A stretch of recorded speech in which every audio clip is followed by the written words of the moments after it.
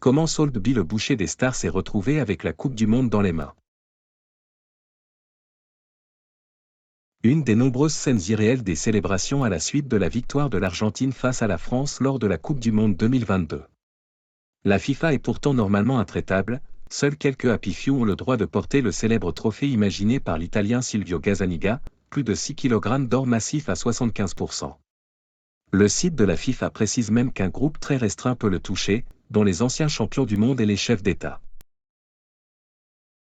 Mais s'il y en a un qui aime l'air, c'est bien Nusret, encore appelé Salt B, le boucher des stars dont le steak recouvert d'or a fait plusieurs fois polémique.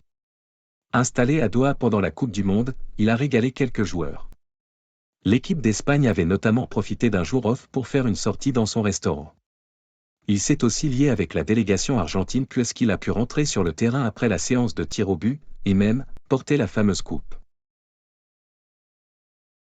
Di Maria, pris en photo avec Salt B, pourrait être le joueur qui lui a passé, même si on voit que Di Maria prend soin de ne jamais enlever les mains lors de la vidéo entre les deux.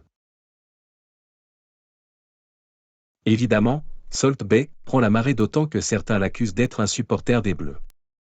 Ni chef de l'État ni vainqueur du tournoi, mais il a le droit de toucher la coupe? Il n'y a plus de règles? Sur certaines images, on voit d'ailleurs le boucher turc être extrêmement insistant avec Messi pour obtenir une photo qu'il postera finalement sur Instagram.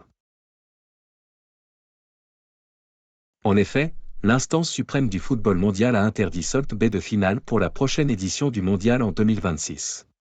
Il n'y a qu'une poignée de personnalités qui est autorisée à toucher la Coupe du Monde et Salt B n'en fait pas partie. Dans un communiqué, la FIFA a indiqué ceci: en tant qu'un des trophées les plus reconnus à travers le monde, une icône inestimable et hautement symbolique, le trophée original de la Coupe du Monde de la FIFA ne peut être touché que par un groupe restreint d'individus, incluant les derniers vainqueurs de la Coupe du Monde de la FIFA et les chefs d'État.